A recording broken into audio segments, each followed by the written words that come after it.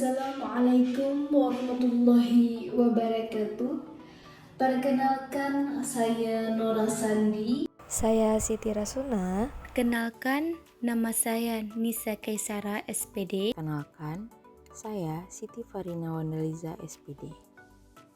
Mahasiswa UBG PPG Prajabatan Gelombang 1 2024. Pada kesempatan kali ini, kami akan membahas tentang Select Strategies and Research. Nah, jadi apa sih pengertiannya? Nah, jadi arti dari Select Strategies and Research ini adalah memilih strategi pembelajaran dan sumber belajar. Pada tahap Assure, pemilihan strategi pembelajaran adalah salah satu pendukung terwujudnya proses belajar mengajar yang efektif. Nah, gimana sih caranya? Nah, jadi caranya adalah pembelajaran yang efektif dan mendukung dapat terwujud dengan penggunaan teknologi dan media yang tepat. Nah, semua strategi pembelajaran baik yang berpusat pada guru atau peserta didik harus melibatkan peserta didik dalam pembelajaran yang aktif dan juga harus ditilik, di mana guru dapat menggunakan strategi tersebut. Oke, selanjutnya akan dilanjutkan oleh teman saya. Baik, saya akan melanjutkan materi terkait Select Strategies and Research, yaitu tentang memilih strategi pembelajaran. Menurut Marzano dan Health Lobor pada tahun 2012, mereka mengusulkan bahwa guru saat ini perlu menerapkan strategi pembelajaran yang melibatkan peserta didik dalam kegiatan yang membangun kognitif dan konatif keterampilan. Keterampilan kognitif ini mempersiapkan peserta didik untuk, yang pertama, menganalisis dan menggunakan informasi, yang kedua, mengatasi masalah dan isu yang kompleks, dan yang ketiga, menciptakan pola dan model mental untuk memperoleh pemahaman yang lebih dalam dan membangun pengetahuan baru.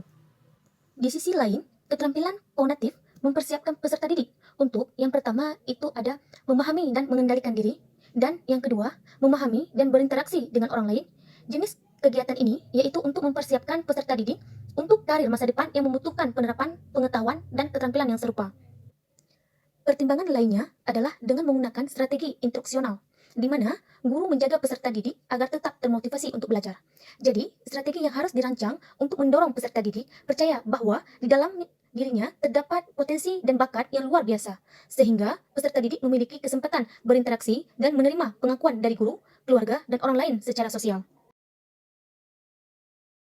Selanjutnya, saya akan menjelaskan tentang 3 langkah dalam memilih strategi pembelajaran. Strategi pembelajaran yang utama adalah memilih bahan ajar, yaitu memilih bahan yang tersedia.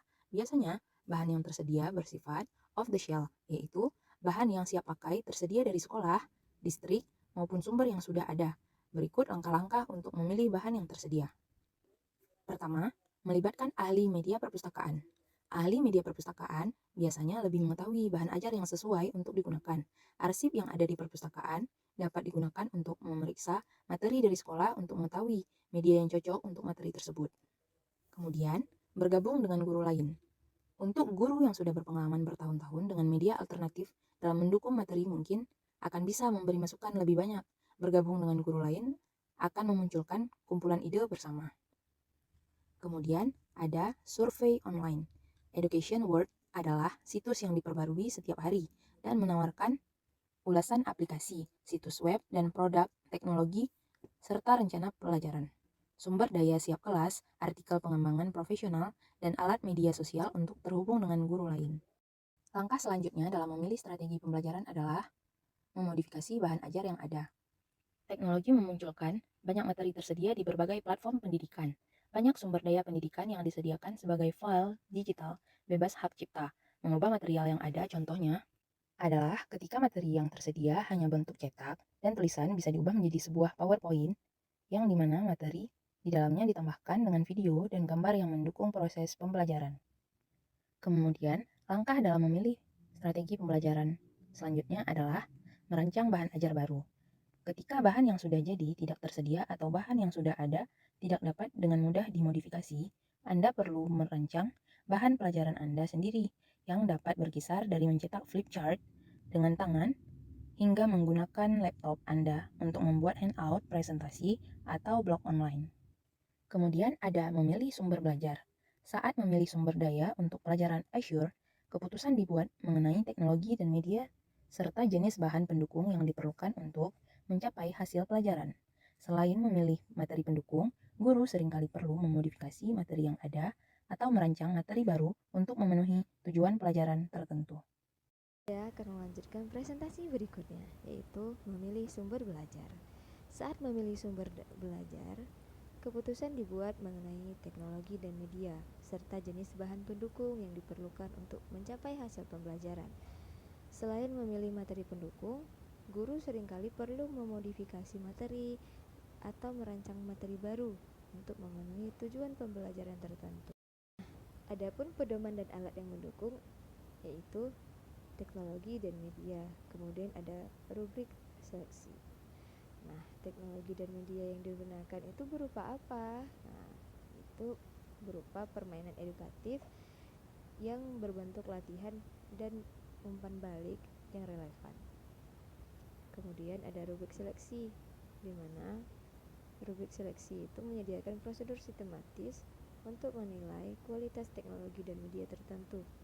Setiap rubrik mencakup serangkaian kriteria pemilihan yang konsisten, serta kriteria untuk teknologi dan media yang ditentukan. Misalnya, perangkat lunak aplikasi audio.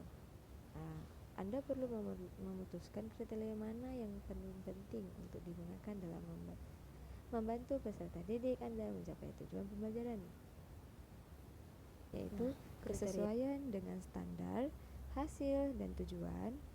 Kemudian ada informasi yang akurat dan terkini, bahasa yang sesuai dengan usia peserta didik, tingkat minat dan keterlibatan peserta didik. Kemudian ada kualitas teknis, ada juga kemudahan penggunaan, bebas bias atau tidak bocor. Kemudian ada panduan penggunaan atau petunjuk penggunaan. Sekian presentasi dari kelompok 3. Kami ucapkan terima kasih. Sampai jumpa di episode selanjutnya. Wassalamualaikum warahmatullahi wabarakatuh.